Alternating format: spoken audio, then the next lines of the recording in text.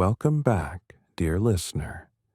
Tonight, we're exploring the complete story of Freddy Fazbear himself, the bear, who started it all, whose cheerful face and tiny top hat have become synonymous with childhood nightmares and mechanical horror. This is the full chronicle of the main antagonist and twisted mascot of Fazbear Entertainment, from his innocent origins as a symbol of family fun to his transformation into something far more sinister. We'll trace Freddy's evolution through every iteration, every restaurant, every night of terror.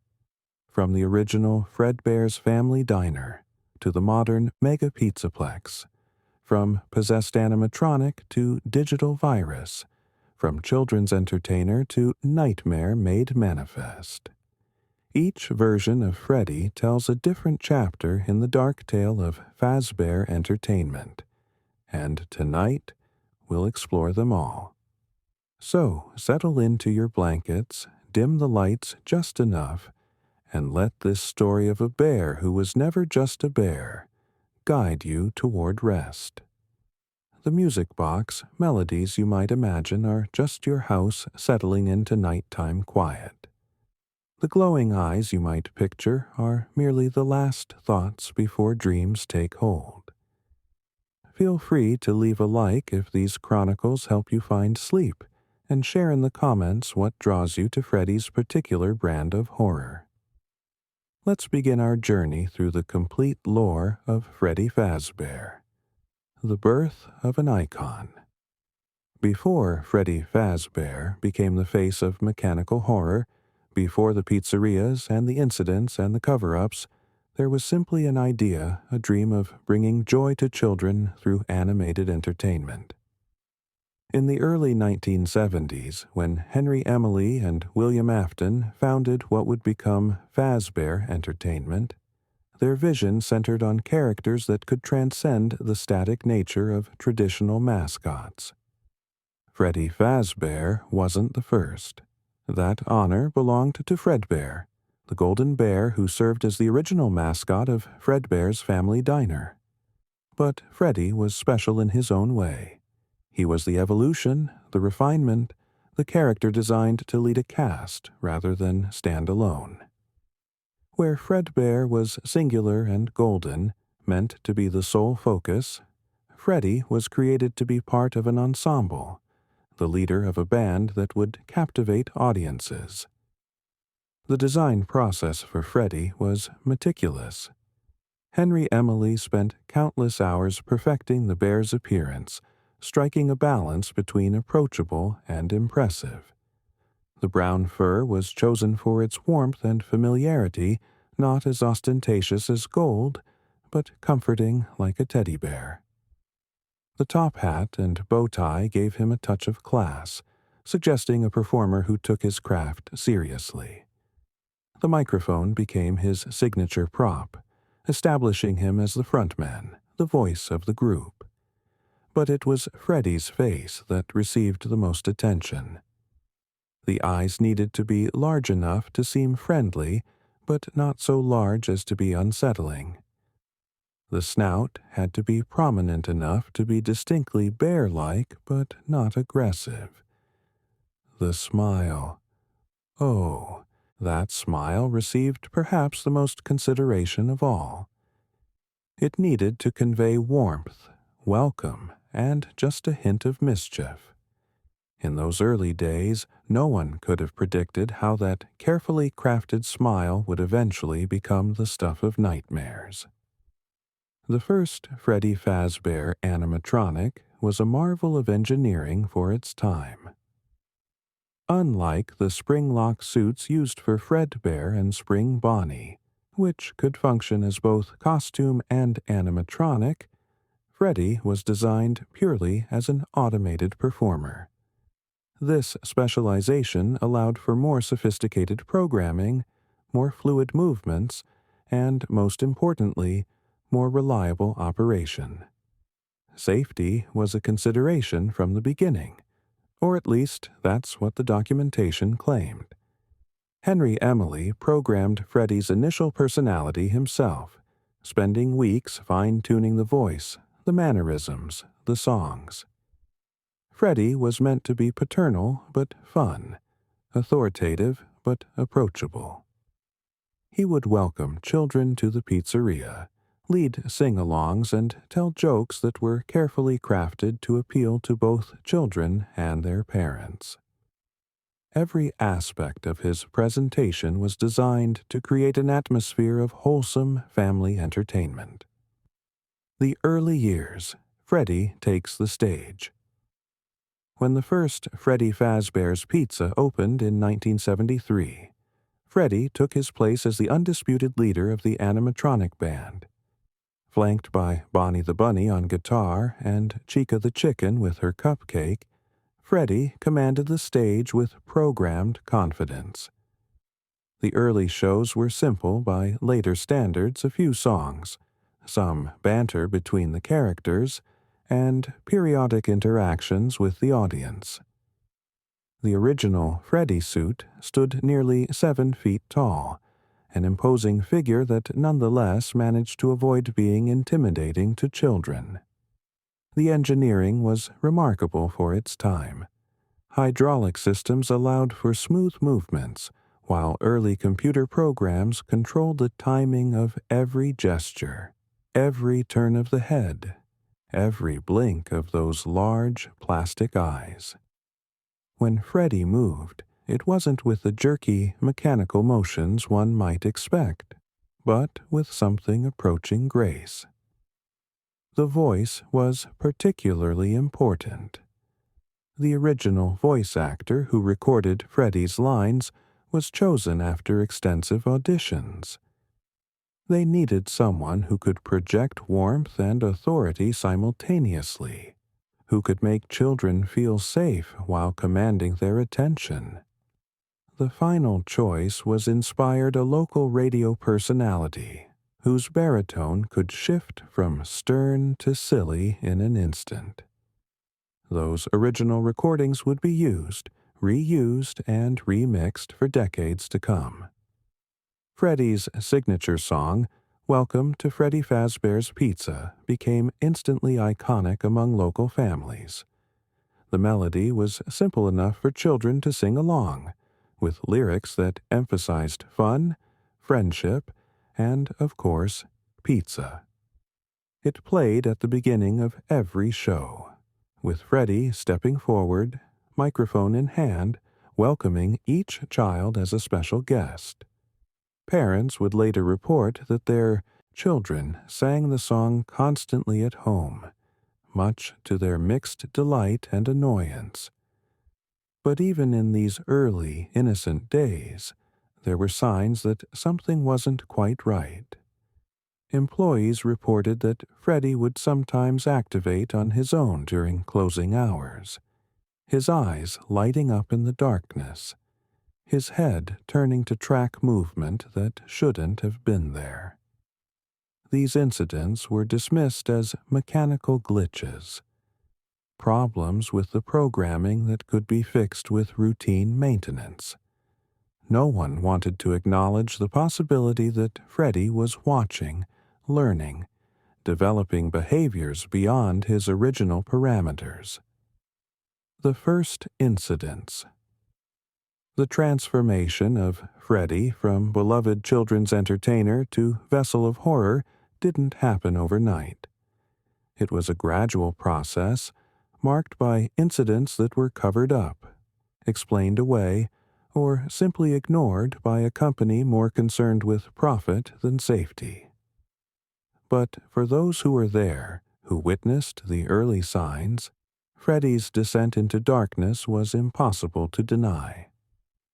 The first documented incident involving Freddy occurred in 1975, though documented might be too strong a word for records that were deliberately obscured and eventually destroyed. A night watchman named Dave Miller, no relation to William Afton's later alias, reported that Freddy had moved from the show stage to the security office during his shift.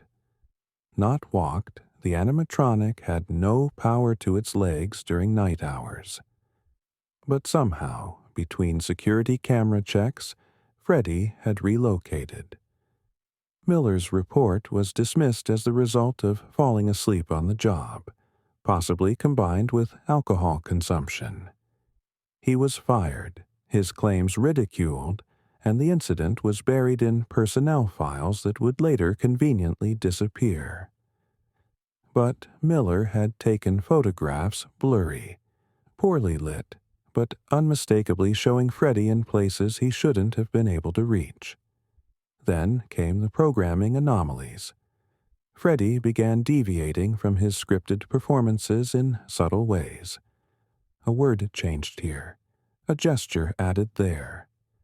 Nothing dramatic enough to alarm parents, but enough to unsettle the technicians who knew every line of code that supposedly controlled the animatronic's behavior.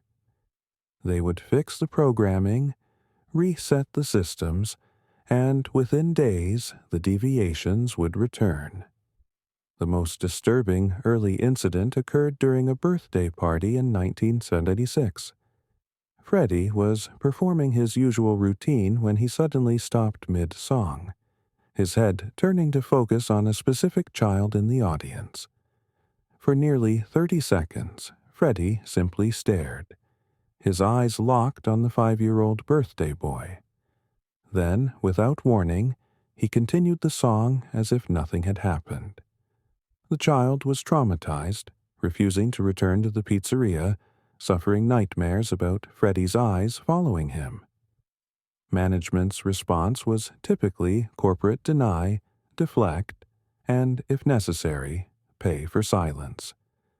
The family received free meals for a year and a small cash settlement in exchange for signing a non-disclosure agreement. The technician who investigated the incident found nothing wrong with Freddy's programming, but his report included a curious note. The animatronic's behavior patterns suggest adaptive learning beyond design parameters. Recommend full diagnostic and possible replacement. The recommendation was ignored. Freddy was too popular, too central to the restaurant's identity to replace. Besides, these were isolated incidents, statistical anomalies in thousands of successful performances. The show must go on, management decided, and go on it did. The missing children and Freddy's transformation. Everything changed in 1985. The missing children incident, as it came to be known in the sanitized corporate speak that Fazbear Entertainment preferred, fundamentally altered not just Freddy, but the entire nature of the animatronics. When William Afton, co-founder of the company and designer of many of the animatronics' more dangerous features, lured 5 children to their deaths, he set in motion events that would transform Freddy from an automaton into something far more disturbing. Gabriel was the name of the child whose soul would come to inhabit Freddy. A 6-year-old boy who loved the animatronic band, who had begged his parents for weeks to take him to Freddy Fazbear's Pizza for his birthday. He was shy, quiet, the kind of child who would stand at the back of the group during the shows, too nervous to push forward, but enchanted by the performances nonetheless. When the man in the golden rabbit suit approached Gabriel, offering to show him where Freddy got ready for his shows, the boy couldn't resist. The backstage area, the chance to see Freddy up close, maybe even to touch the costume, it was everything a young fan could dream of. He followed without hesitation, without fear, trust implicit in his small steps behind the yellow rabbit. What happened in that back room would never be fully documented, but the result was undeniable. Gabriel's body was hidden inside the Freddy animatronic, stuffed into the mechanical endoskeleton in a way that should have been immediately obvious to anyone who performed even cursory maintenance. But whether through negligence, fear, or active cover-up, the body remained undiscovered for days. During those days, something unprecedented occurred. The puppet, already possessed by the spirit of Charlotte Emily, Henry's daughter who had died years earlier, performed what employees would later describe as a ritual, though they didn't understand what they were seeing at the time. Security footage showed the puppet approaching each animatronic in turn during the night hours, seeming to give something to each of them a gift, or perhaps a curse. Gabriel's soul, trapped between death and whatever comes after, found anchor in the Freddy animatronic. Not just inhabiting it like a ghost in a house, but binding to it at a fundamental level. The circuits became neural pathways. The servos became muscles. The voice box became a throat that could scream but never quite form the words it wanted to say. The transformation wasn't immediately obvious. At first, Freddy simply seemed more lifelike during performances. Parents commented that the animatronic seemed especially engaging, that there was something in its eyes that hadn't been there before. Children, more sensitive to such things, began to react differently. Some were drawn to Freddy more than ever, while others suddenly found him frightening without being able to articulate why. The possessed performer, with Gabriel's soul trapped within, Freddy Fazbear became something unprecedented in the annals of robotics and paranormal activity, a fusion of mechanical precision and spectral rage.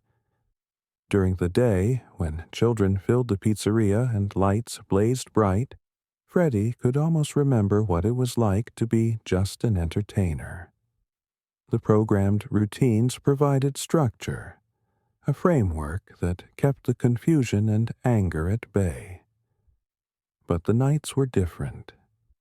When the pizzeria closed and darkness crept in, when the only sounds were the hum of electronics and the distant echo of the music box, Gabriel's consciousness would surge forward. The soul of a murdered child, trapped in a prison of metal and fabric, driven by impulses it couldn't fully understand. He knew he was dead. Some deep part of him understood that fundamental truth, but he also knew he was still here, still aware, still feeling. The other possessed animatronics, Bonnie, Chica, Foxy, were his only companions in this nightmare existence. They communicated not through words but through shared trauma, a psychic connection born of their similar fates. Together they wandered the pizzeria at night, searching for something. Purpose, perhaps, or revenge, or simply an end to the confusion that defined their existence. Freddy, as the leader in life, became the leader in death. He was the most strategic, the most patient. While Bonnie would rush forward and Chica would wander aimlessly, Freddy planned. He learned the patterns of the night guards, understood their limitations, recognized their fears. He would wait until power ran low, until doors couldn't be closed, until darkness gave him the advantage. The night guards who survived their shifts reported similar experiences. Freddy would appear in doorways just long enough to be seen, then vanish. His laugh, that programmed sound meant to delight children, would echo through the building at irregular intervals, each occurrence closer than the last. And his eyes, those plastic eyes that should have been lifeless, seemed to track movement with intelligent malevolence. Phone Guy, the employee who recorded training messages for new security guards, tried to rationalize Freddy's behavior. the animatronics were programmed to move at night to prevent their servos from locking up. They saw adults in the dark and mistook them for endoskeletons without costumes, trying to stuff them into suits as per their programming. Logical explanations for illogical behavior. Comfortable lies to make an uncomfortable truth bearable. But Phone Guy knew better. In his final recording, as Freddy's music box played in the background and the power failed, his professional calm cracked just enough to reveal the fear beneath. "Oh no," were his last recorded words, followed by Freddy's signature jingle and then static. They found his body the next morning, though the official report listed him as missing. Variations across locations. As Fazbear Entertainment expanded and evolved, so too did Freddy. Each new location brought a new version of the bear, each iteration reflecting both technological advancement and the company's desperate attempts to distance themselves from past tragedies. But no matter how they changed his appearance, upgraded his systems, or modified his programming, something of the original Freddy and the soul trapped within seemed to persist. The toy Freddy of the 1987 location was meant to be a complete reimagining. Rounder, friendlier, with rosy cheeks and a design that emphasized cuteness over the somewhat intimidating presence of the original. The facial recognition software was cutting edge, connected to criminal databases to prevent predators from approaching children. The plastic was shiny and new, the voice updated with modern recording technology, every aspect designed to say, "This is not the Freddy associated with those unfortunate incidents." But employees at the 1987 location reported disturbances remarkably similar to those at the original pizzeria. Toy Freddy would activate during night hours despite being powered down. His facial recognition software would sometimes identify employees as threats for no discernible reason. Most disturbingly, he would sometimes stop mid-performance to stare at specific spots in the pizzeria spots that, investigation would later reveal, corresponded to locations where violent incidents had occurred. When the bite of '87 forced another closure and rebrand, the company tried yet again. The classic animatronics were refurbished, returned to something closer to their original designs but with updated safety features. This Freddy was meant to be nostalgic but safe, familiar but improved. The company had learned from past mistakes, they claimed. This time would be different. But Freddy remained Freddy. Whether it was Gabriel's soul somehow persisting through multiple physical incarnations, or whether the very concept of Freddy had become cursed, tainted by the horrors associated with the character, each new version carried echoes of the original's malevolence. Night guards at every location reported similar phenomena. Freddy's strategic movement, his patience, his seeming intelligence that went far beyond programmed behaviors. Withered Freddy, the deteriorated version kept in the back room of the 1987 location, was perhaps the most disturbing incarnation. Damaged, forgotten, parts salvaged for newer models, he nonetheless retained more apparent consciousness than his shinier replacement. Guards reported that withered Freddy seemed angry in a way the others didn't. Not just aggressive, but genuinely furious, as if the abandonment and decay had added insult to the injury of his possessed state. The nightmare manifestations. In the twisted experiments conducted by William Afton in 1983, even before the missing children incident, Freddy took on new forms that existed in the liminal space between reality and nightmare. The nightmare animatronics, whether they were real machines, hallucinations induced by fear gas, or something between the two, represented Freddy at his most terrifying. Nightmare Freddy was everything frightening about the original amplified to horrific extremes. His body was deteriorated, revealing the endoskeleton beneath torn fabric.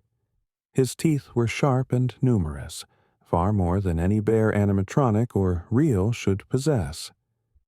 Most disturbingly, smaller versions of Freddy, called Freddles, would spawn from his body, suggesting a kind of mechanical reproduction that defied all logic. These miniature Freddys would appear on the bed in the child's bedroom that served as the setting for these nightmares. They would multiply if not watched, eventually summoning Nightmare Freddy himself. It was predator behavior refined to psychological torture, not just the threat of attack, but the slow build of dread as the Freddles accumulated, as the child knew what their presence meant. The child experiencing these nightmares, believed by many to be the crying child, Afton's youngest son, developed a complex relationship with Freddy through these encounters. During the day, the regular Freddy plush would speak to him, sometimes offering comfort, sometimes warnings. "Tomorrow is another day," it would say, a phrase that could be either reassuring or threatening depending on the context. What made Nightmare Freddy particularly disturbing was his intelligence. He would adapt to the child's defensive strategies, learn from failed attacks, modify his approach based on what had worked before. If this was indeed a hallucination, it was one with learning capabilities that suggested external control. If it was a real animatronic, its AI was far more advanced than anything Fazbear Entertainment publicly admitted to developing. The relationship between Nightmare Freddy and the original Freddy remains unclear. Were they completely separate entities, or was there some connection?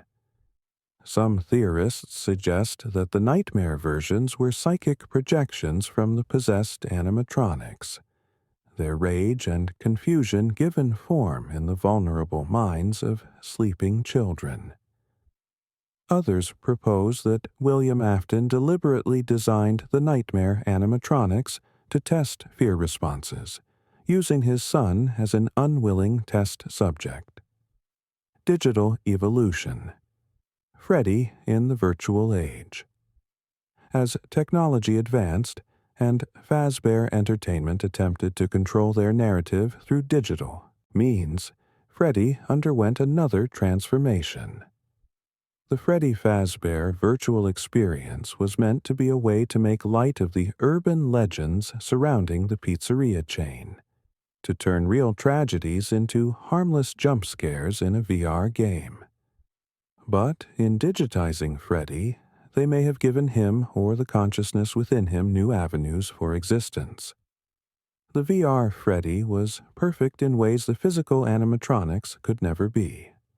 No worn fabric, no mechanical limitations, no need for maintenance.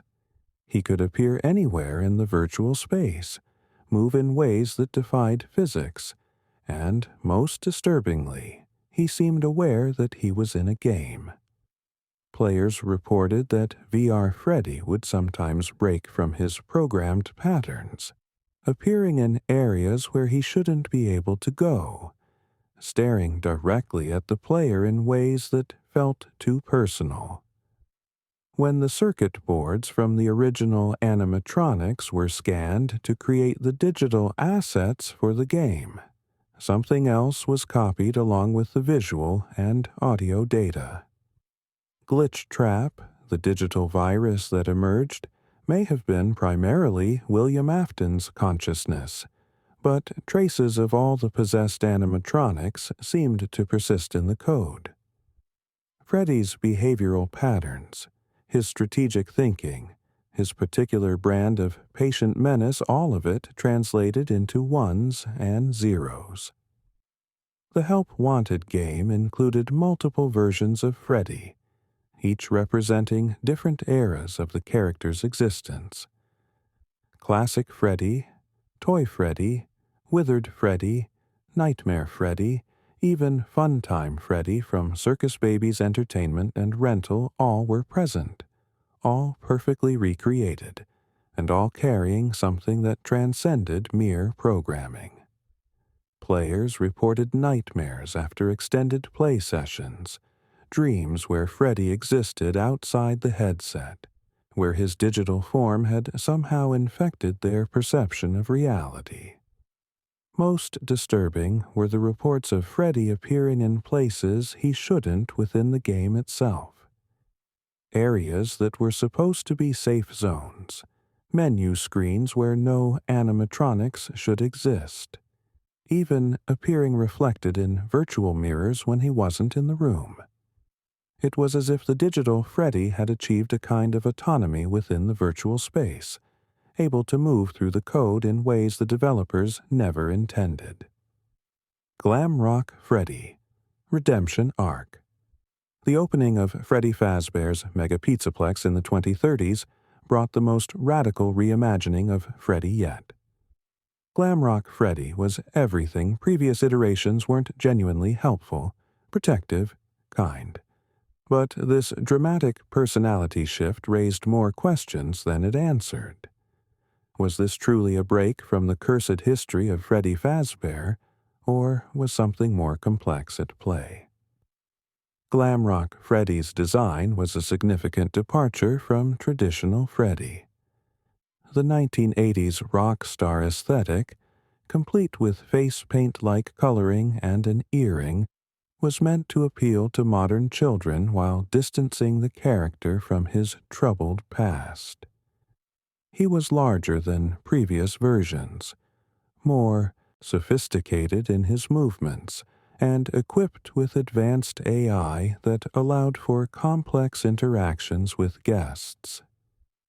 The most significant moment in Glamrock Freddy's existence came when he malfunctioned during a performance, and subsequently helped a child named Gregory survive a night in the Pizzaplex. This, Freddy actively protected a child from the other animatronics, guided him through dangerous areas, and even allowed Gregory to hide inside his chest cavity, a feature originally designed for birthday cake storage that became a survival tool. But why was Glamrock Freddy different?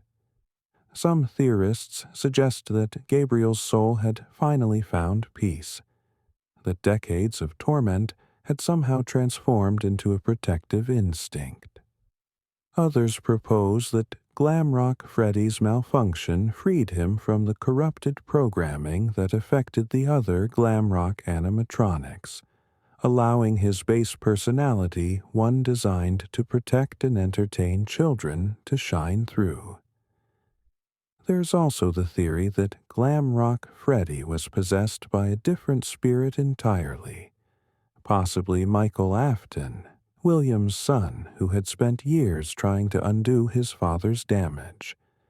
The way Glamrock Freddy spoke about feeling different, about not being himself, suggested a consciousness at odds with its physical form. His protective behavior toward Gregory could be seen as Michael trying to save a child in a way he couldn't save his younger brother years before. The relationship between Glamrock Freddy and the other Glamrock animatronics was complex.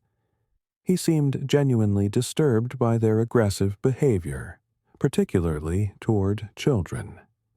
His comments about Monty's aggression, Chica's obsessive consumption, and Roxy's narcissistic behavior suggested an awareness that something was fundamentally wrong with his bandmates.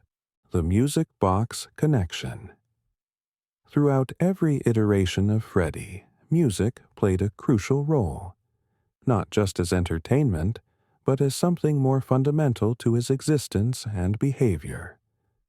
The Toreador March, Freddy's signature tune, became synonymous with impending doom for night guards across multiple locations. But why this particular piece of music, and what did it mean to the consciousness within? The original Freddy's music box was a simple mechanism, designed to play during special performances and birthday celebrations. But after the possession, the music took on new significance. Gabriel, the soul within Freddy, seemed to use the music as a form of communication, a way to announce his presence when words were impossible. The tune would play in the darkness, growing louder as Freddy approached, a countdown to confrontation. In the second game, the music box took on even greater importance with the puppets box requiring constant winding. But Freddy had his own musical cues, distinct from the puppet's melody. His tune would sometimes override other audio in the building, suggesting a battle for acoustic dominance between the possessed animatronics. Guards reported that Freddy's music seemed to have an almost hypnotic quality, making them drowsy just when they needed to be most alert.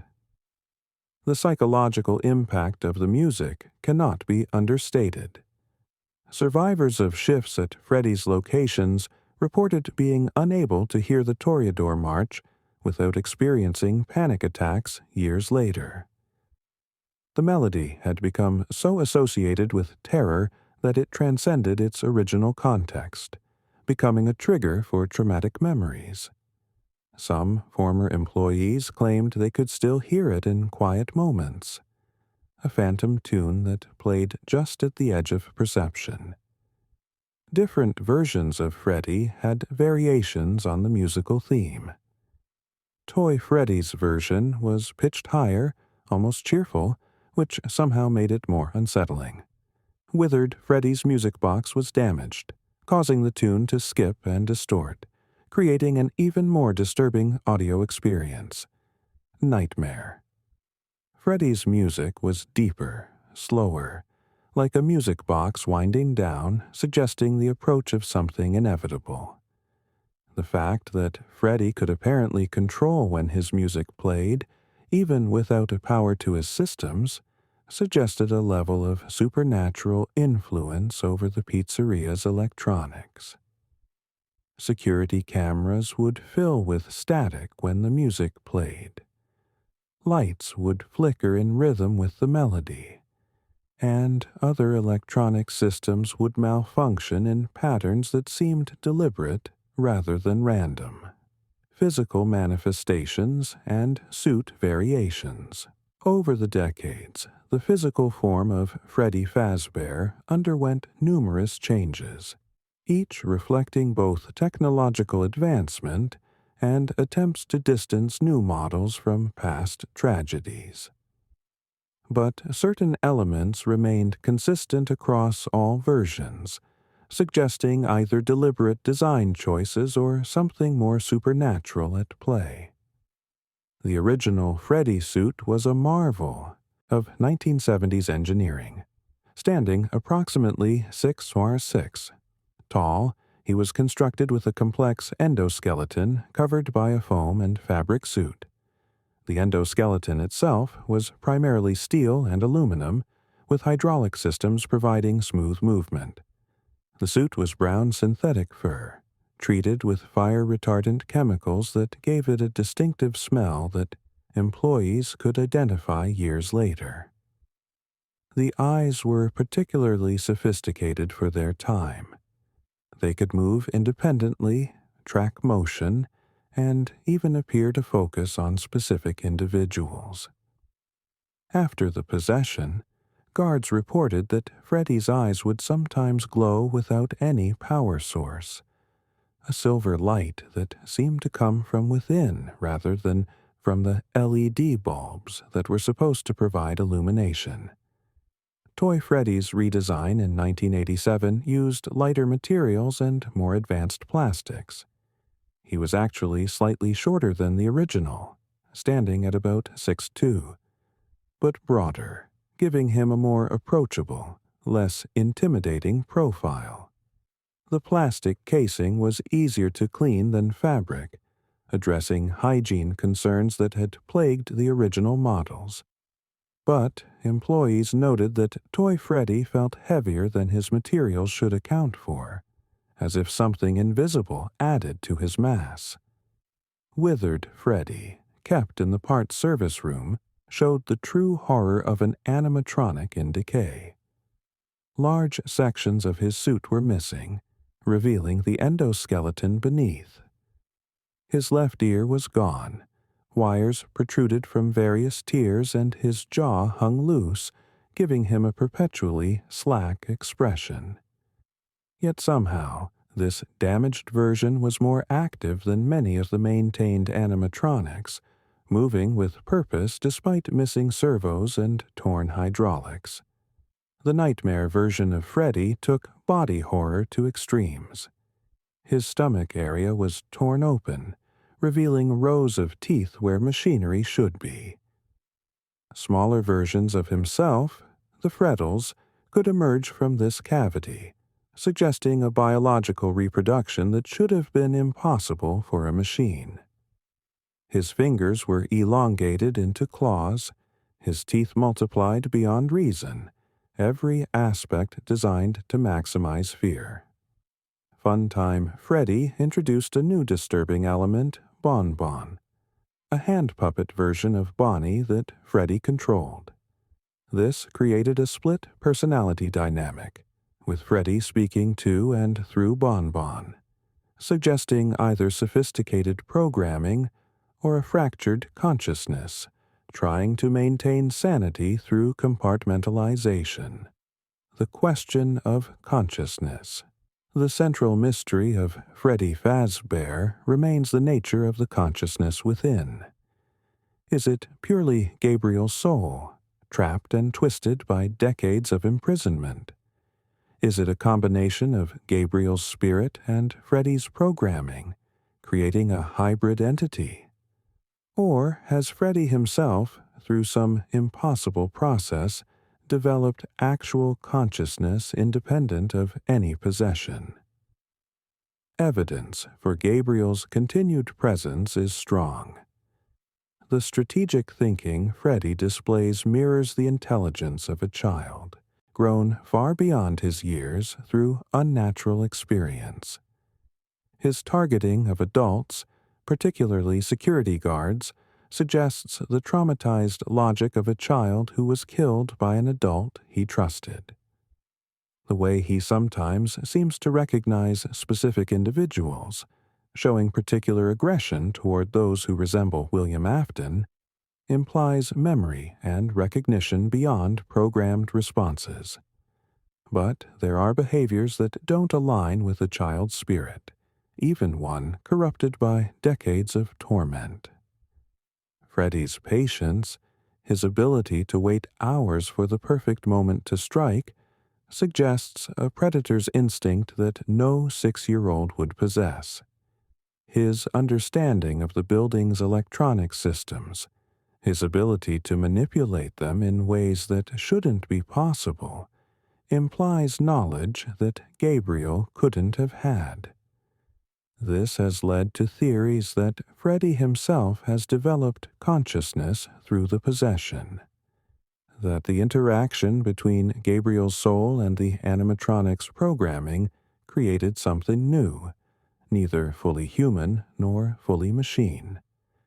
This hybrid consciousness would explain the combination of childlike rage and mechanical precision that characterizes Freddy's behavior. The way different versions of Freddy seem to share memories and behaviors despite being physically distinct animatronics supports this theory.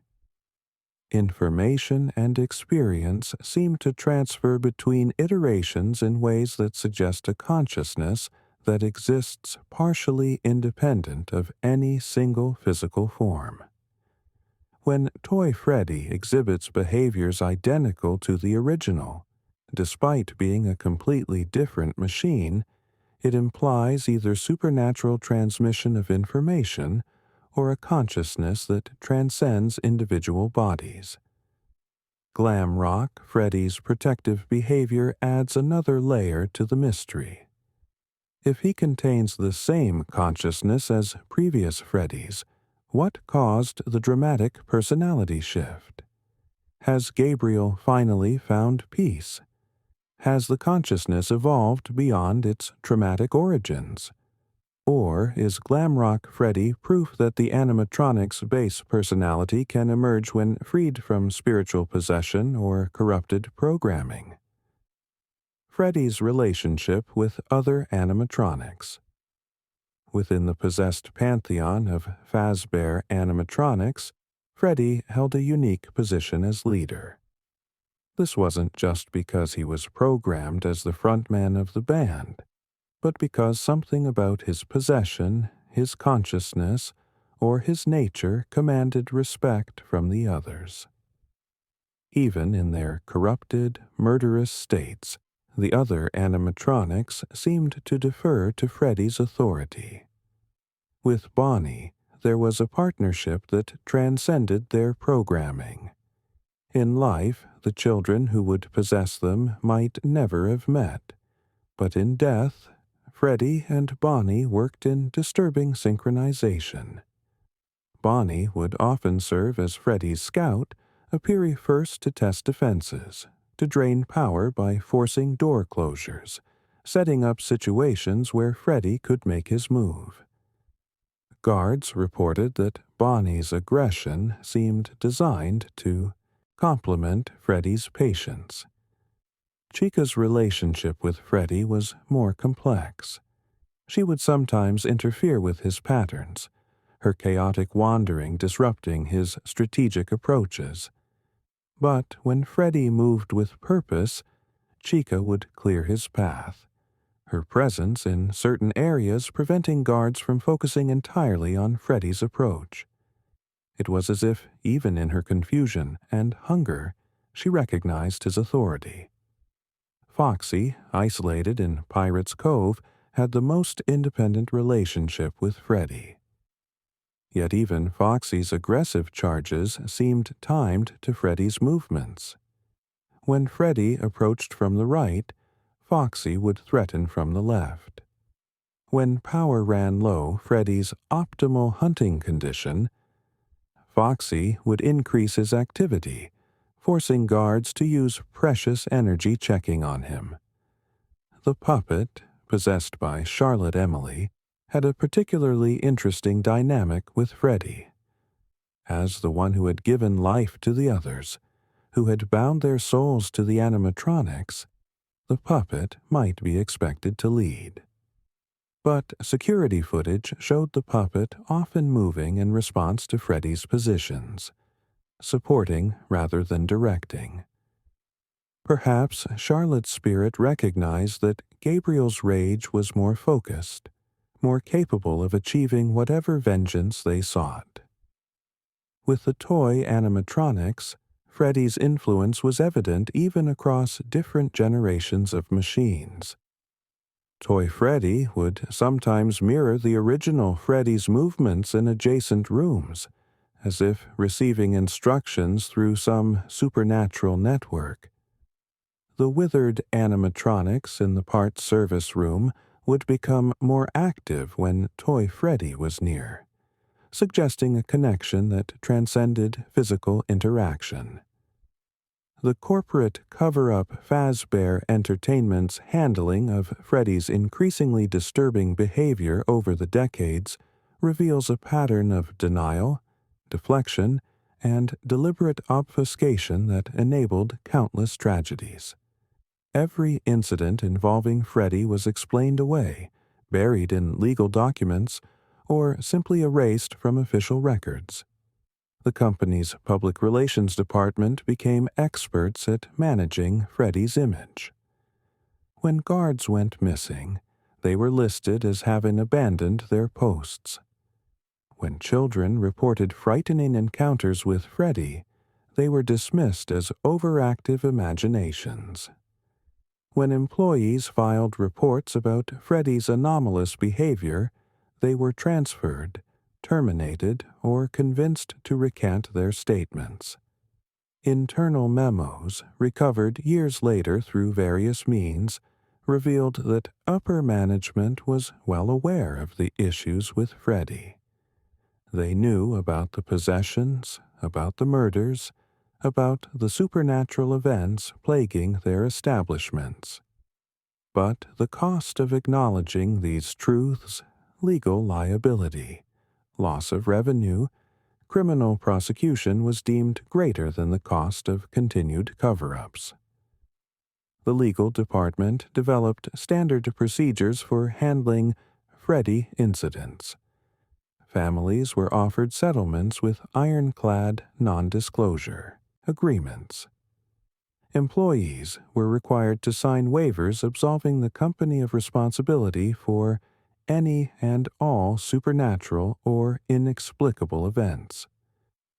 Insurance policies were carefully worded to exclude coverage for acts of possessed animatronics, though this phrase was buried in sub-clauses that few would ever read. Marketing continued to use Freddy as the face of the franchise despite everything. His image appeared on countless pieces of merchandise, plush toys, action figures, clothing, birthday supplies. Each item carried a tiny legal disclaimer about Fazbear Entertainment not being responsible for any unusual behavior exhibited by their products. A warning that seemed like a joke but was deadly serious. The training materials for new employees underwent constant revision to address Freddy's behavior without acknowledging its true nature. Freddy may exhibit free roaming mode during night hours instead of Freddy is possessed and will try to kill you. Ensure Freddy remains on stage during closing procedures, rather than Freddy becomes homicidal after midnight. The language was carefully crafted to provide legal protection while maintaining plausible deniability. The Night Guard experiences. Those who survived nights watching over Freddy Fazbear's pizza locations carried psychological scars that would never fully heal. Their testimonies, when they could be convinced to share them, painted a picture of Freddy as something far more than a malfunctioning animatronic. He was intelligent, malevolent, and seemed to take genuine pleasure in the hunt. Mike Schmidt, who survived a week at the original location, described Freddy as the worst of the animatronics, not because he was the most aggressive, but because he was the smartest. The others you could predict, Schmidt said in a rare interview years later. Bonnie would come down the left hall, Chica the right, Foxy would charge when you weren't watching, but Freddy learned. Each night he'd try something different. By night 5, it felt like he knew me better than I knew myself. Jeremy Fitzgerald, who worked at the 1987 location before the bite, reported that both versions of Freddy Toy and Withered seemed to coordinate their movements. It was like they were the same consciousness in two bodies, he claimed. When one moved, the other would react. When Withered Freddy was active in part service, Toy Freddy would become more aggressive on stage. They were connected somehow. Fritz Smith, who lasted only one night before being fired for tampering with animatronics, left behind a journal describing his encounter with Freddy. His eyes, Fritz wrote, they weren't looking at me. They were looking through me. Like he could see something I couldn't. Like he was judging me for crimes I hadn't committed yet. When he finally moved, it wasn't an attack, it was an execution. The unnamed guard from the third game, dealing with Phantom Freddy and Fazbear's fright, described a different kind of horror. He wasn't really there, but he was more real than anything else in that place. He'd appear in the corner of your vision, always approaching but never quite arriving. The anticipation was worse than any direct attack. It was like he was feeding on the fear itself. Guards also reported physical symptoms from prolonged exposure to Freddy. Headaches that started whenever his music played. Nosebleeds that corresponded to his proximity. Some claimed they could feel temperature drops when Freddy was near. Others reported a smell like burned plastic and old blood that would linger for days after their shifts. Cultural impact and urban legends. Beyond the actual establishments, Freddy Fazbear became a cultural phenomenon, spawning urban legends that sometimes contained more truth than fiction. Every town that had hosted a Freddy Fazbear's Pizza had its own stories, its own variations on the theme of the haunted animatronic bear. In some versions, Freddy could leave the pizzeria, wandering suburban streets at night, peering into windows of children who had attended birthday parties at his restaurant. Parents reported finding muddy footprints too large to be human leading to their children's windows. Others claimed to hear Freddy's music box playing from empty lots where pizzerias had once stood. The Freddy Protocol became a whispered secret among night shift workers across the country, even those who had never worked at a Fazbear location. It was a set of rules. Never look directly into reflective surfaces after midnight. Always keep a flashlight with fresh batteries. If you hear music that shouldn't be there, don't investigate. These rules spread far beyond their original context, becoming part of night worker folklore. Children developed their own mythology around Freddy. Playground songs emerged with lyrics that were surprisingly accurate to actual events. 5 children went to Freddy's place, only 4 left with a smile on their face. Freddy Fazbear wants to play, but only when the lights go away. These songs were often banned by schools, but they persisted, passed down through generations of children who had never actually been to a Freddy Fazbear's Pizza. Online communities dedicated to Freddy sightings collected thousands of accounts. Blurry photographs of brown figures in windows, audio recordings of music boxes playing in abandoned buildings, security footage from unrelated businesses showing shapes that looked distinctly like Freddy in places he had no business being. Most could be explained away, but some remained stubbornly inexplicable. The phrase "purple guy" entered common usage without most people knowing its origin.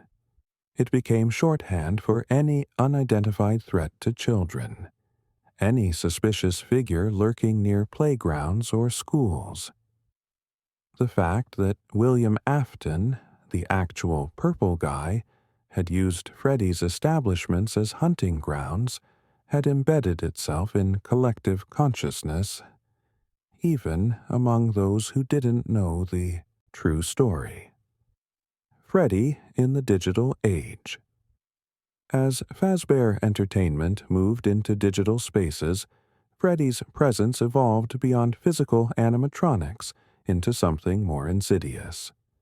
The special delivery service that sent AR versions of animatronics to people's homes included multiple versions of Freddy, each carrying traces of the original's malevolence.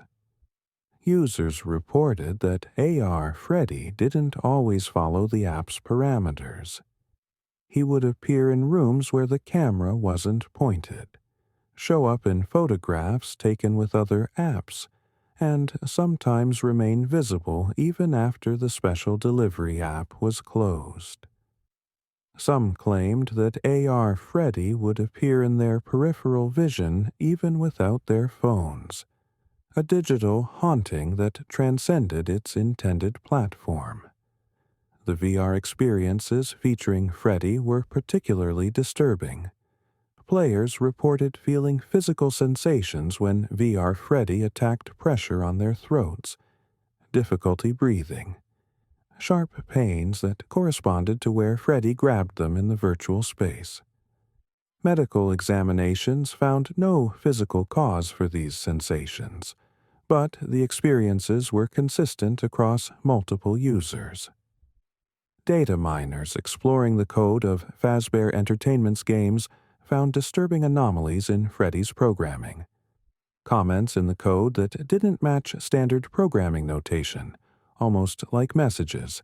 He watches, Gabriel remembers, the song never ends. These could have been Easter eggs left by developers, but they appeared in sections of code that supposedly hadn't been touched since initial compilation. The AI governing digital versions of Freddy showed learning capabilities beyond their programming. They would remember player behaviors across sessions that should have been reset.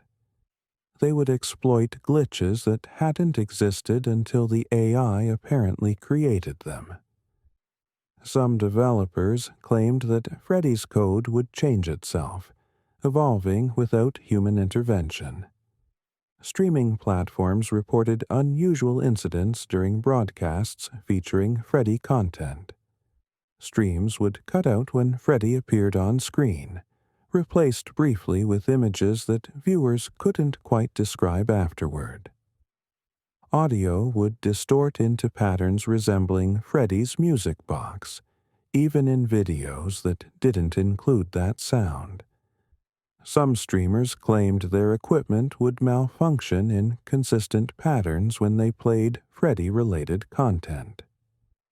The psychological profile psychologists who studied the Freddy phenomenon, both as a fictional character and as a reported paranormal entity, developed complex theories about what Freddy represented in the human psyche.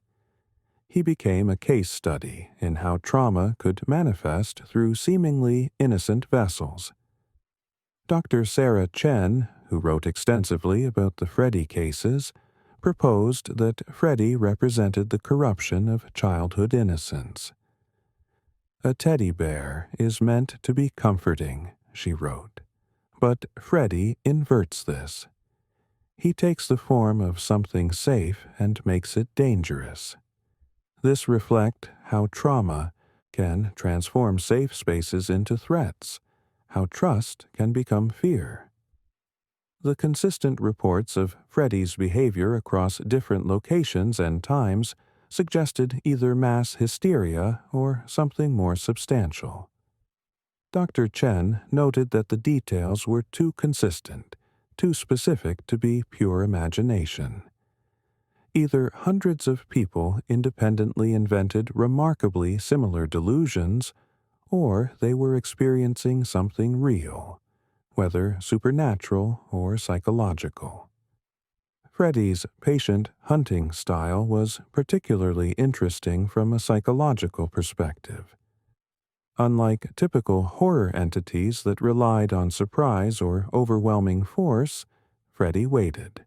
He built tension. He allowed his victims to know he was coming.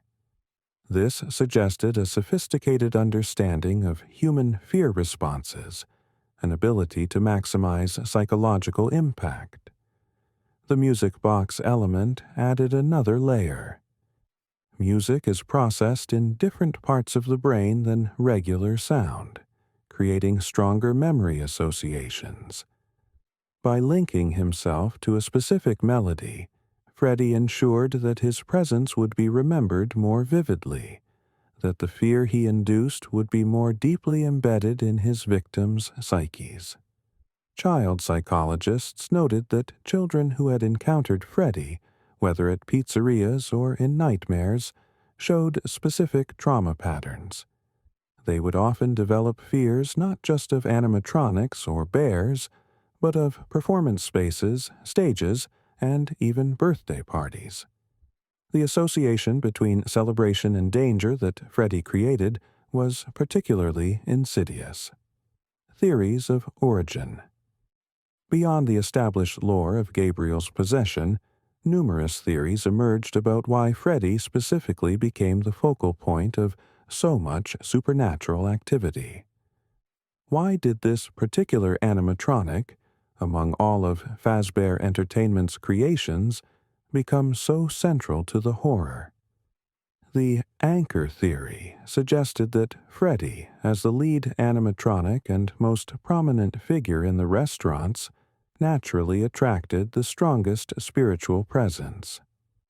Gabriel's soul might have been drawn to Freddy not randomly, but because Freddy represented leadership, control, and prominence, things a murdered child might desperately want to reclaim. Some proposed that Henry Emily had unknowingly built something into Freddy's original design that made him susceptible to possession. Perhaps in his desire to make Freddy seem alive, Henry had created circuits that could interface with consciousness itself. The specific arrangements of wires, the particular alloys used in construction, might have accidentally created a vessel perfect for containing a soul. The Gestalt hypothesis argued that Freddy wasn't possessed by a single spirit, but had become a collection point for all the negative energy generated by Fazbear locations.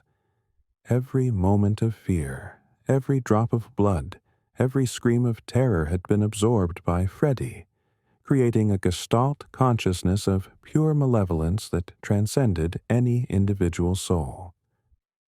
William Afton's involvement led to theories that he had deliberately designed Freddy to be a soul trap. Some documents suggested Afton had been experimenting with consciousness transfer long before the murders, that he had built capabilities into the animatronics that even Henry didn't know about. Freddy might have been intended as Afton's eventual vessel, a body that could contain his consciousness after death. The temporal eco theory proposed that Freddy existed partially outside normal time. The consistency of his behavior across decades, the way different versions seemed to share memories, suggested that all Freddys were somehow the same Freddy, experiencing all timelines simultaneously. This would explain his strategic intelligence. He had literally seen every possible outcome and knew exactly how to achieve his goals. The modern era, Freddy's evolution. In recent iterations, Freddy has shown capabilities that far exceed anything imagined by his original creators. The Glamrock version's ability to upgrade himself with parts from other animatronics, his capacity for genuine emotion and decision-making, his protective instincts all suggest an evolution beyond simple possession or programming. Some theorize that decades of supernatural activity have fundamentally altered the nature of what Freddy is. He's no longer just an animatronic, no longer just a possessed object, but something new, a techno-spiritual entity that exists at the intersection of the physical and digital worlds. This evolution might explain why containing or destroying Freddy has proven impossible. He's become something that can't be fully eliminated by either physical or spiritual means.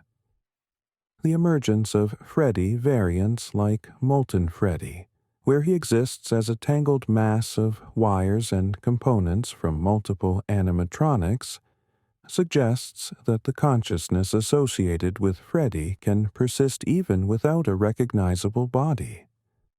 The entity has become more about the concept of Freddy than any physical form. In the Pizzaplex era, Freddy's relationship with the building's AI systems showed unprecedented integration. He could access areas other animatronics couldn't, override security protocols, and even upgrade himself using the parts and service equipment. This suggested either that Freddy had evolved to interface with modern technology, or that modern technology had been unconsciously designed to accommodate him. The fact that Glamrock Freddy could carry another consciousness, Gregory, within himself, while maintaining his own personality, indicated a level of consciousness complexity that shouldn't be possible for either a machine or a simple possessed object. He had become something that could host multiple awareness streams simultaneously, a characteristic more associated with advanced AI or metaphysical entities than haunted animatronics. The Freddy phenomenon. What started as a simple animatronic bear designed to entertain children has become something far more complex and terrifying. Freddy Fazbear exists now as much in collective consciousness as in any physical form.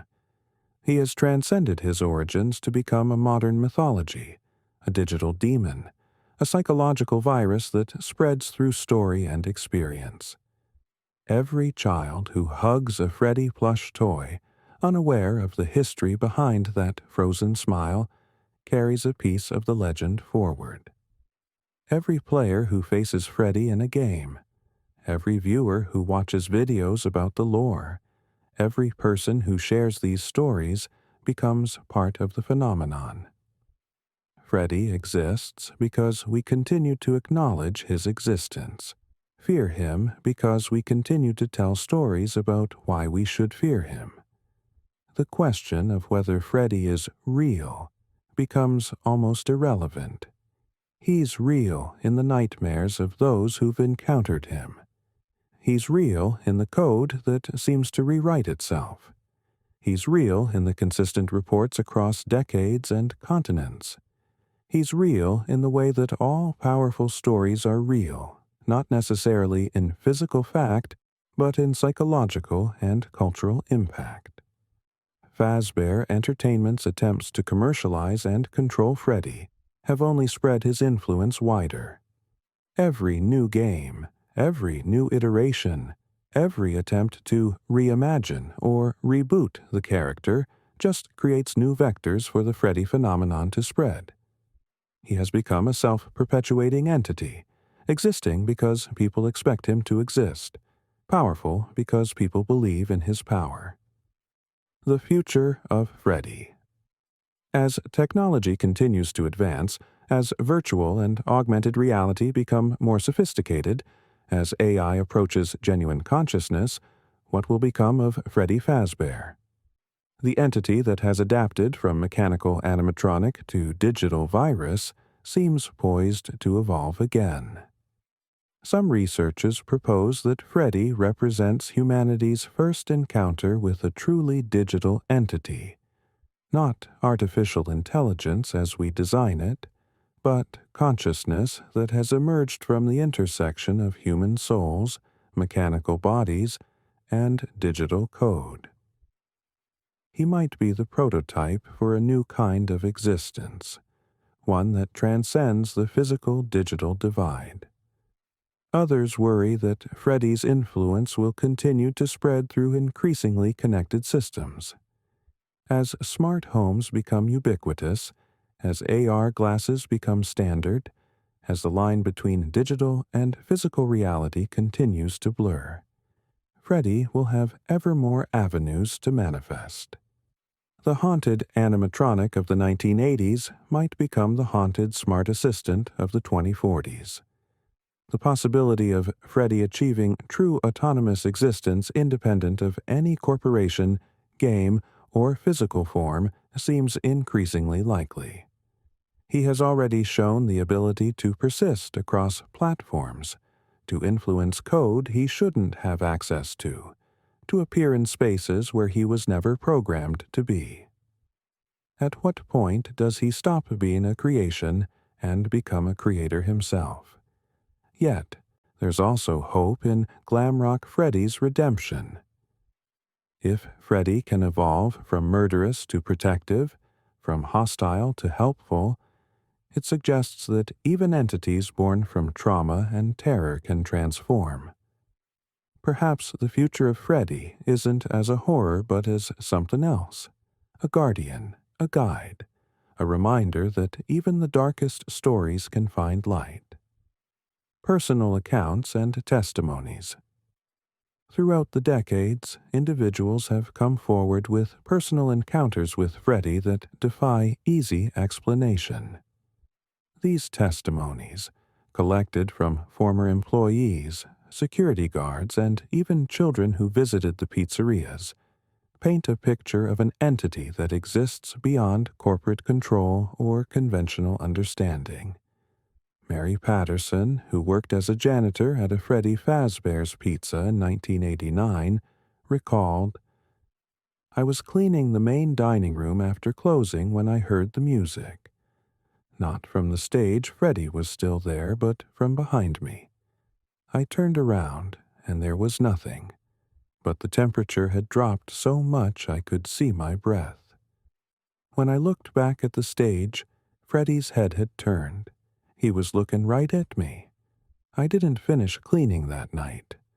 I didn't go back."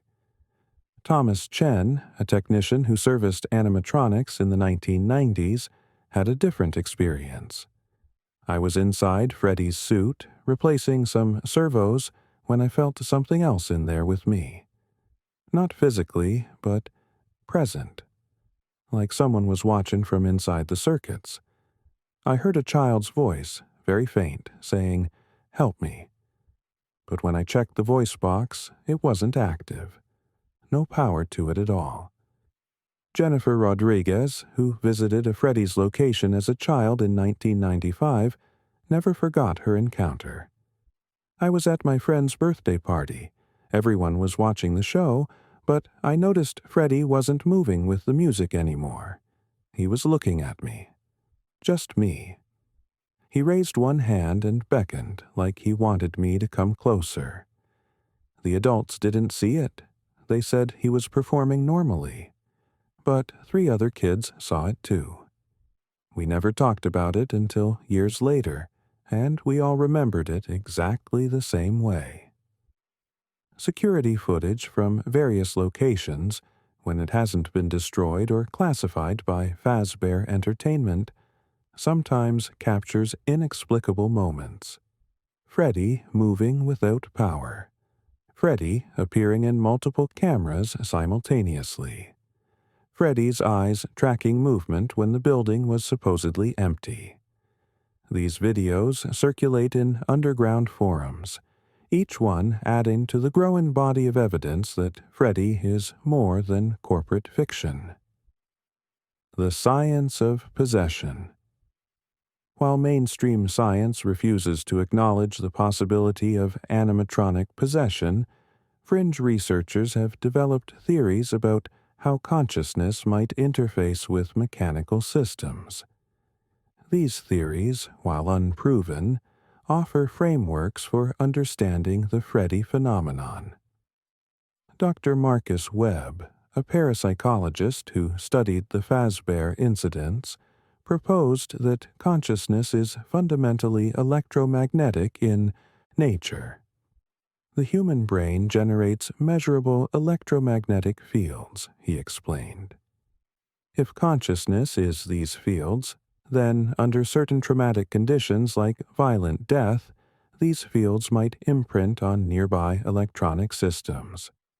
The complex circuitry of an animatronic could theoretically preserve these patterns. This would explain why Freddy and the other animatronics show intelligence beyond their programming. The electromagnetic patterns of the children's consciousness, preserved in the circuits, continue to process information and make decisions. The animatronic bodies become vessels for these preserved consciousness fields, allowing the dead children to interact with the physical world. The theory also explains why different versions of Freddy seem to share memories. Electromagnetic patterns can be copied, transmitted, and stored.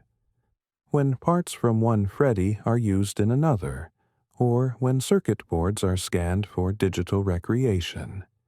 These consciousness patterns transfer along with the data. Some researchers have gone further, suggesting that repeated exposure to these possessed animatronics might affect living humans' consciousness. Guards who work multiple nights report increasing sensitivity to the animatronic's presence, as if their own electromagnetic fields are becoming attuned to the frequencies of the possessed machines. This could explain why some guards report continuing to see and hear Freddy long after leaving their jobs. The corporate future. As Fazbear Entertainment continues to evolve, their handling of Freddy becomes increasingly sophisticated. No longer content to simply deny the supernatural events surrounding their mascot, they've begun to weaponize the mythology itself. The company's latest strategy involves embracing the horror while maintaining plausible deniability. By creating games and experiences that blur the line between fiction and reality, they've made it impossible to determine what's true and what's marketing. Every real incident can be dismissed as viral marketing. Every piece of evidence can be labeled as part of an alternate reality game. Internal documents leaked from Fazbear Entertainment suggest that they're developing even more advanced animatronics, ones that deliberately incorporate elements that made the original Freddy so effective at containing consciousness. They're not trying to prevent possession, they're trying to control and commercialize it. The Freddy protocol mentioned in corporate memos appears to be a systematic approach to creating vessels for consciousness. By understanding how Gabriel's soul bonded with the original Freddy, the company hopes to create animatronics that can reliably capture and contain human consciousness. The applications for such technology, both commercial and military, are staggering. Some insiders claim that Fazbear Entertainment has already succeeded in creating artificially possessed animatronics, binding willing participants' consciousness to mechanical bodies. These volunteers supposedly sign extensive legal documents absolving the company of responsibility for their souls. The ethics of such experiments, if they're indeed happening, are deeply troubling. The company's long-term vision seems to be a world where the line between human and animatronic, between living consciousness and mechanical performance, becomes completely blurred. Freddy Fazbear, once an unintended horror, might become the template for humanity's next evolutionary step. Cultural analysis. Anthropologists studying the Freddy phenomenon have noted its unique position in modern folklore. Unlike traditional ghost stories or urban legends that fade with time, the Freddy mythology continues to grow and evolve, adapting to new technologies and cultural contexts. Dr. Elizabeth Harper, a cultural anthropologist, writes, Freddy Fazbear represents a new kind of folklore entity, one that exists simultaneously in physical space, digital space, and psychological space. He's a corporate mascot, a video game character, an urban legend, and possibly a genuine paranormal entity. This multi-layered existence makes him uniquely suited to our current cultural moment. The way children interact with Freddy is particularly fascinating. Despite knowing the horror stories, or perhaps because of them, children are drawn to Freddy merchandise. They sleep with plush Freddys, wear Freddy costumes for Halloween, and play games featuring the character.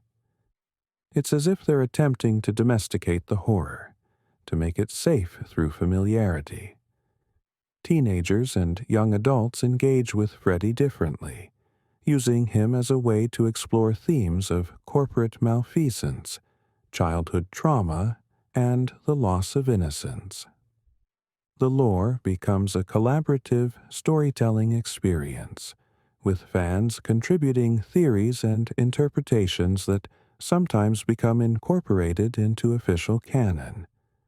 The fact that Freddy originated from a commercial enterprise rather than folklore makes him a uniquely modern monster. He represents fears about capitalism, about technology, about the commercialization of childhood. Yet he's also become something beyond corporate control, a genuine cultural phenomenon that exists independently of Fazbear Entertainment's intentions. Global variations. As the Freddy phenomenon spread globally, different cultures interpreted and adapted him in unique ways. Each region's version of Freddy reflected local fears and cultural contexts while maintaining core elements of the original horror. In Japan, Freddy was reimagined as a yokai, a supernatural creature from traditional folklore. Japanese arcades featuring Freddy games reported instances of kamikakushi, mysterious disappearances associated with spiritual abduction. The Japanese Freddy developed additional characteristics, including the ability to manifest through electronic devices and a particular association with abandoned game centers. Latin American countries incorporated Freddy into existing supernatural traditions. He became associated with La Llorona in Mexico, another entity that threatens children.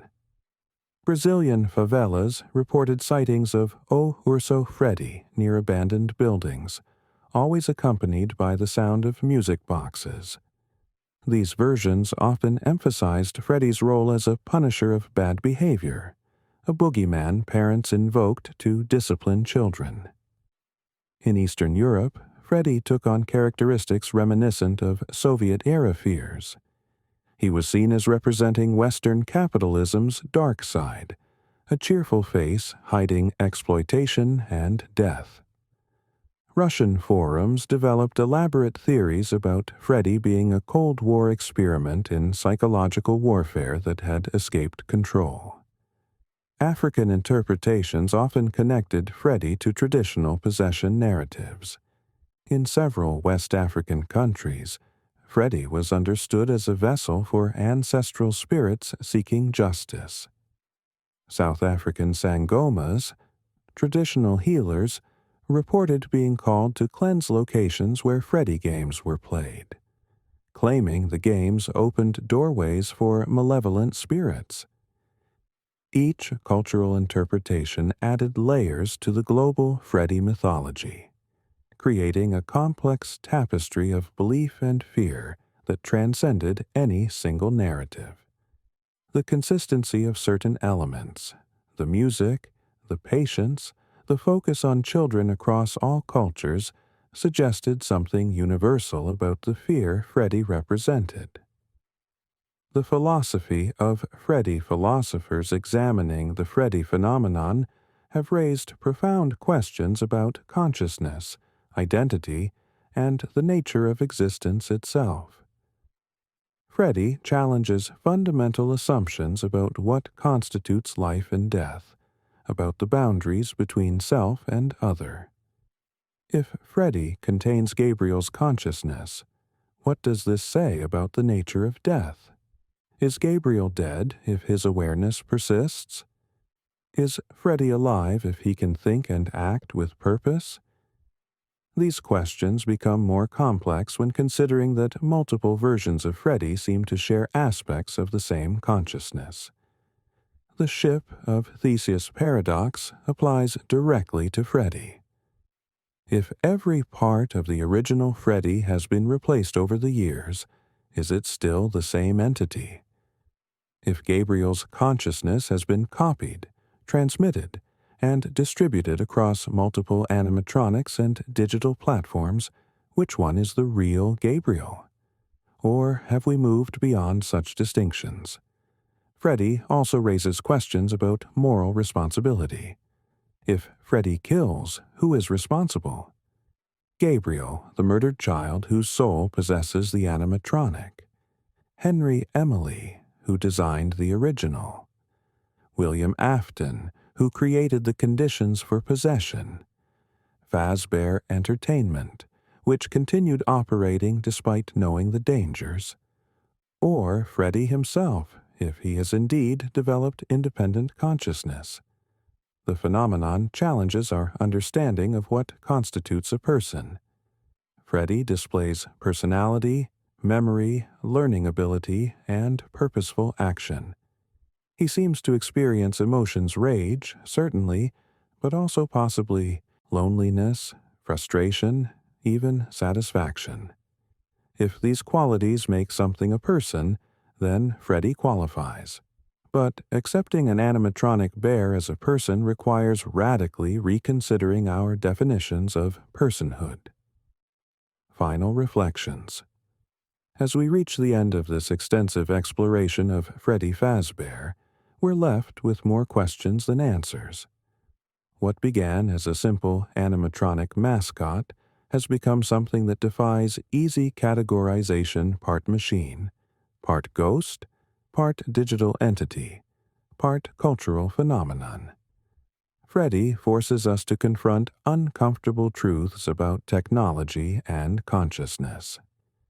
In our rush to create increasingly sophisticated artificial beings, have we inadvertently created vessels for something beyond our understanding? As we digitize more of our existence, are we opening doorways we can't close? The horror of Freddy isn't just in his murderous behavior or supernatural abilities. It's in what he represents: the corruption of innocence, the commercialization of childhood, the thin line between entertainment and exploitation. He embodies fears about losing control of our creations, about the past returning to haunt us, about the price of progress. Yet there's also something almost sympathetic about Freddy. If he truly contains Gabriel's soul, then he's as much victim as villain. A child murdered, trapped for decades in a mechanical body, forced to perform for the same company that enabled his death, the horror of his existence rivals any horror he inflicts. The evolution from possessed animatronic to digital entity to cultural icon shows that Freddy has transcended his origins. He exists now as much in our collective imagination as in any physical or digital form. Every story told about him, every game played, every nightmare experienced adds to his reality. We have become collaborators in his existence. As you drift toward sleep, perhaps you'll hear distant music box melodies, see glowing eyes in the darkness, feel the presence of something that shouldn't exist but does. These are echoes of Freddy Fazbear, ripples from a story that has grown beyond anyone's ability to control or contain. But remember, Freddy's power comes from fear. In understanding him, in exploring his nature and origins, we rob him of some of that power. Knowledge is light in the darkness, and even the most terrifying entities become less frightening when we understand what they are and why they exist. So sleep well, knowing that Freddy Fazbear, whatever he truly is, remains bound by rules supernatural perhaps, but rules nonetheless. He exists in specific contexts, appears under certain conditions, and can be avoided if you know how. The music box plays its warning. The eyes glow before attack. There are patterns, predictability, ways to survive. And perhaps most importantly, remember Glamrock Freddy proof that even the darkest entities can find redemption, that programming and possession don't determine destiny. If Freddy can evolve from nightmare to protector, then perhaps all our monsters can be transformed, all our fears can become strengths, all our horrors can find peace. The complete lore of Freddy Fazbear is ultimately a mirror, reflecting our fears about technology, childhood, death, and consciousness. He shows us ourselves our capacity for both creation and destruction, our ability to find horror in the familiar and comfort in the strange. He is what we have made him, and we are changed by what he has become. Thank you for joining me on this extensive journey through the complete story of Freddy Fazbear. May your dreams be free of music boxes and glowing eyes, or if they appear, may you face them with understanding rather than fear. Rest well, knowing that tomorrow will indeed be another day, one where the lights are bright, the music is cheerful, and animatronic bears are nothing more than entertainment for children's parties. Good night, and remember, Freddy only has power in the darkness. The dawn always comes, the lights always return, and even the most persistent nightmares eventually fade into morning.